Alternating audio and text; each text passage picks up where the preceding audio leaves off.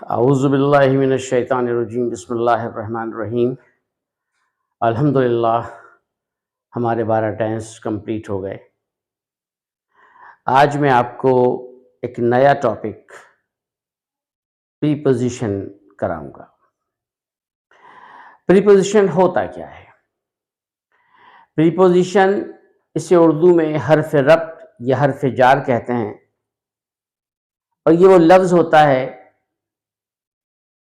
जो दो नाउन के दरमियान किसी न किसी ताल्लुक़ को ज़ाहिर करता है।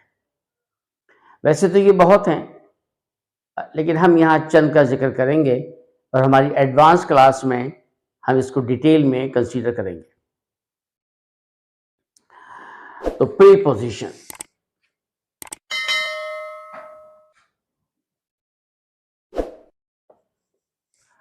और इन प्रीपोज़िशन की ख़ासियत ये है, और एक अंग्रेज़ राइटर अपनी किताब में लिखता है कि ये वो टॉपिक है जिसमें अक्सर यूरोप के स्टूडेंट परेशान हो जाते हैं।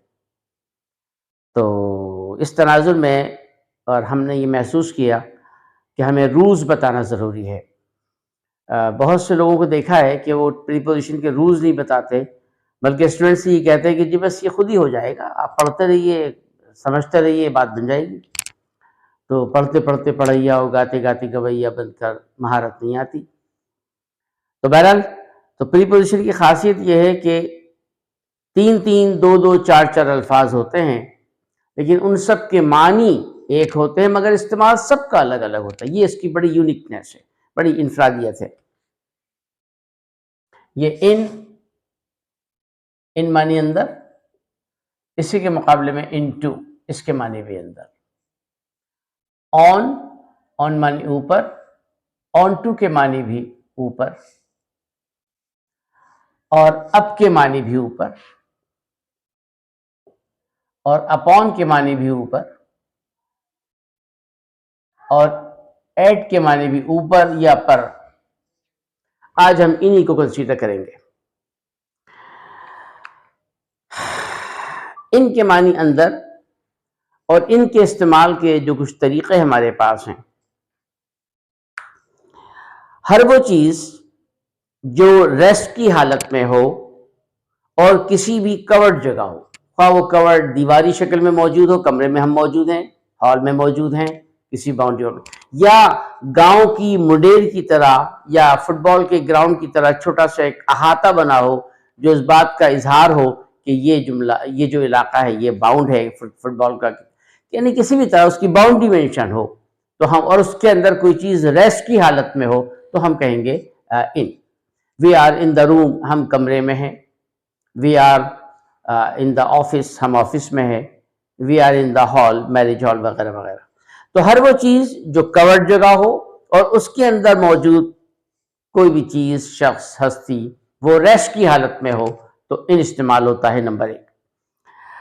नंबर दो, हमारे पास इन इस्तेमाल होता है मुल्कों के साथ, बड़े शहरों के साथ, मुल्कों के साथ, बड़े शहरों के साथ, सालों, ईयर्स के साथ, महीनों के साथ, हफ्तों के साथ, मौसमों के साथ। इन इस्तेमाल होता है मौसमों के साथ, सालों के साथ, हफ्तों के साथ, महीनों के साथ, बड़े शहरों के साथ, मुल्कों के साथ इन इस्तेमाल होता है। मैं आपसे कहता हूं कि जैसे मैंने कहा कि रेस्ट की हालत में हो और किसी बाउंड्री में हो, और किसी बाउंड्री में हो।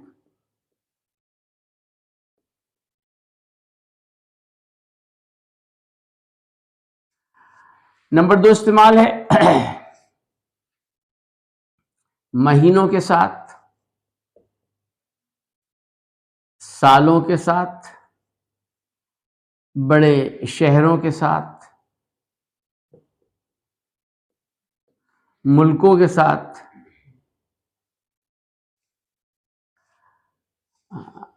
हफ्तों के साथ, मौसमों के साथ।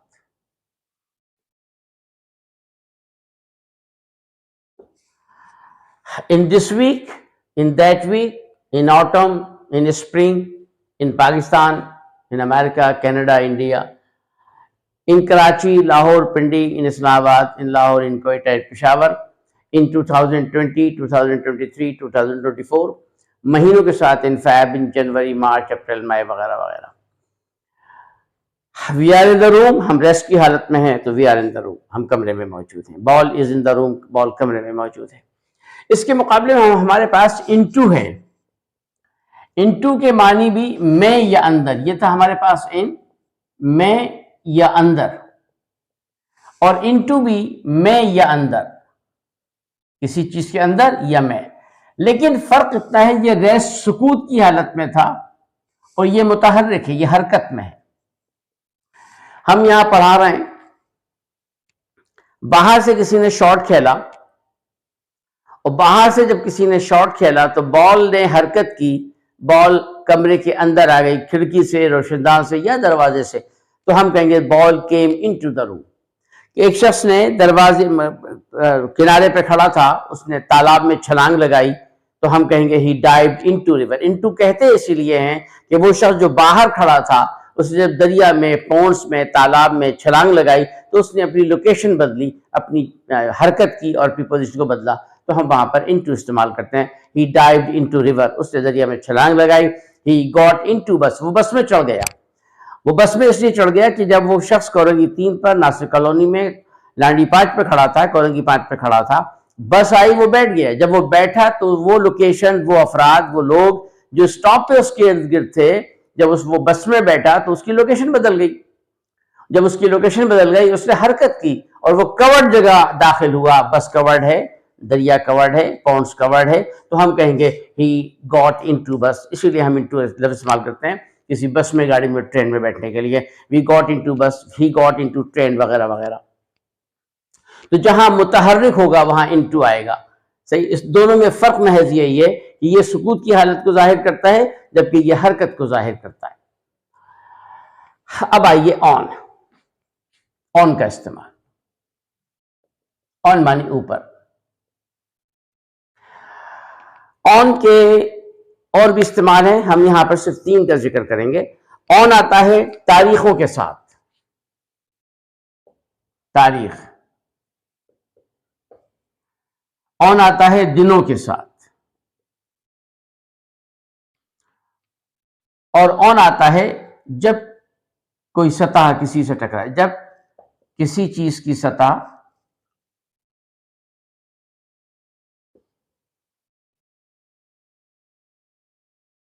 किसी से टकराए।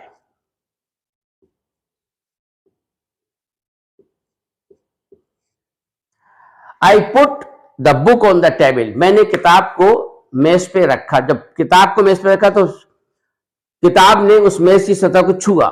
जब किताब मेज की सतह को छुएगी तो हम ऑन इस्तेमाल करेंगे। I put the book on the table, मैंने किताब को टेबल पे रखा। The prime minister visits Karachi on Monday, Tuesday, Wednesday, Thursday, etc. I will meet you on 15th of the month, 20 of the month, 30 of the month. ये तारीख, दिन और जब सतह को टकराए। मैंने ये पेन है मेरी हथेली पे रखा हुआ है।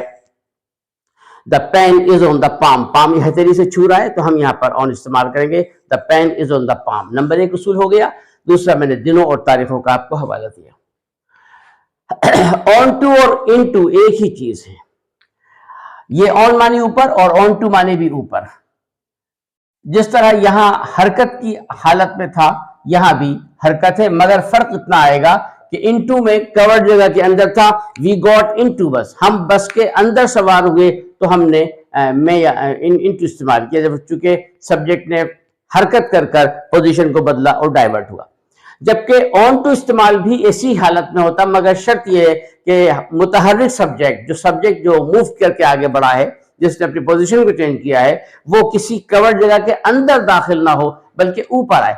हम किसी ओपन स्पेस, खुली जगह, छत पर पढ़ा रहे हैं, वहां किसी ने शॉट खेला और बॉल जनाब छत पर आई तो हम कहेंगे the ball came on to the roof. On to चुके यहां पर हरकत ऊपर, तो ऑन टू से मतलब ball came on to the roof, the ball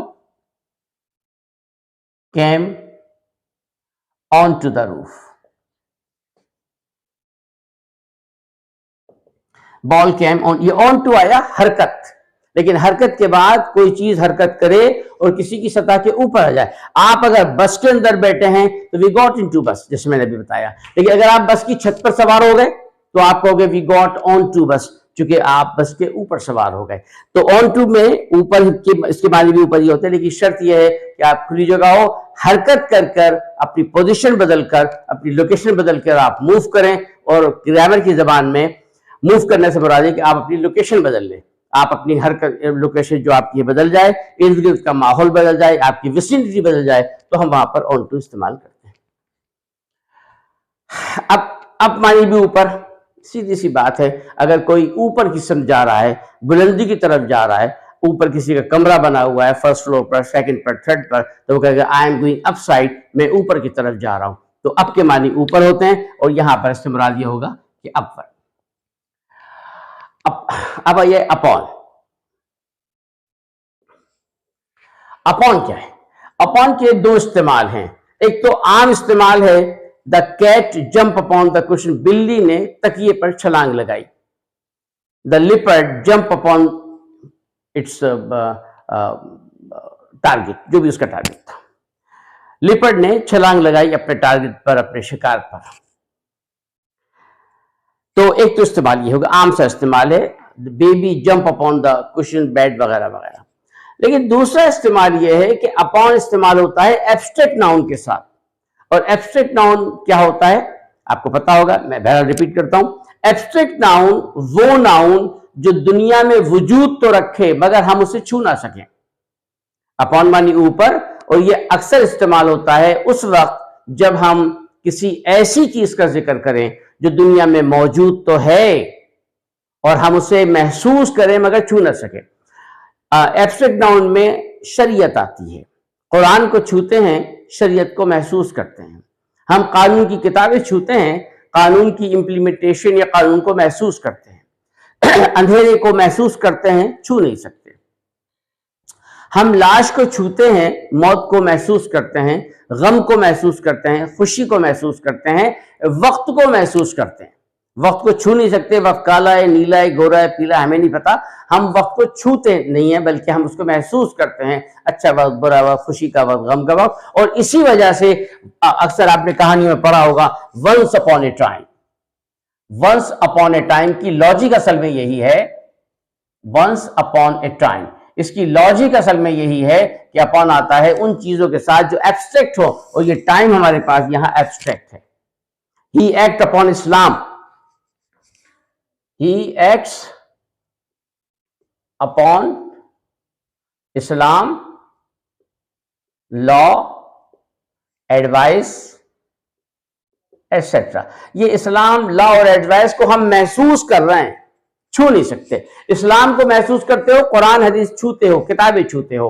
law को महसूस करते हो, कॉन्स्टिट्यूशन ऑफ पाकिस्तान को और मुल्क के कवानीन को, आप उसकी बुक को छूते हो, बट लॉ जो है उस लॉ को आप फील कर रहे हो। तो एडवाइस, नजरिए की, मशवरे की, किताब को, कॉपी को, पर्चे को छूते हो, उस मशवरे को महसूस करते हो। तो जब भी हम किसी जुमले में ये देखते हैं कि कुछ एहसास की बात है तो हम वहां पर अपॉन इस्तेमाल करते हैं। अब आते हैं एट के ऊपर।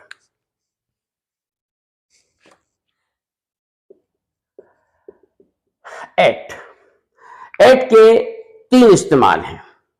एट आता है छोटे इलाके के साथ, एट आता है छोटे इलाके के साथ। नंबर एक, छोटा इलाका, छोटी जगह।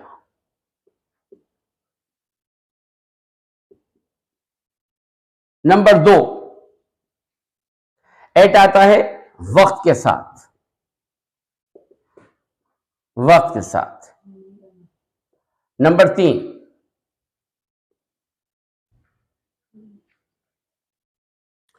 कीमतों के तयन के लिए, कीमतों के तयन के लिए। मैं आपसे कहता हूं छोटी जगह, इसकी मिसाल देता हूं, I live in Pakistan at Sindh, Pakistan बड़ा, सिंध छोटा। I live in Sindh at Karachi, Sindh बड़ा, कराची छोटा। I live in Karachi at Korangi, Karachi बड़ा, कोरंगी छोटा।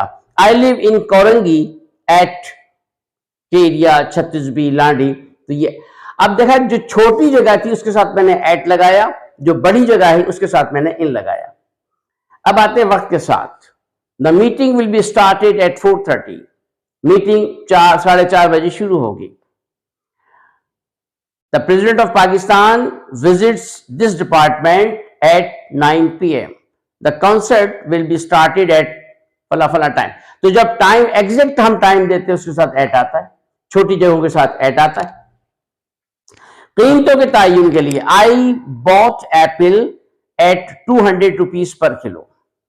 आई bought this pen 20 rupees each at the rate of 20 rupees. तो कीमतों के तयन के साथ एट आता है, छोटी जगहों के साथ एट आता है, और वक्त के साथ हमारे पास एट आता है। आज का हमारे पास प्रीपोजिशन का ये इनिशियल टॉपिक था, पहले का टॉपिक था, तो हमने थोड़ी सी चीजें कंसीडर की है।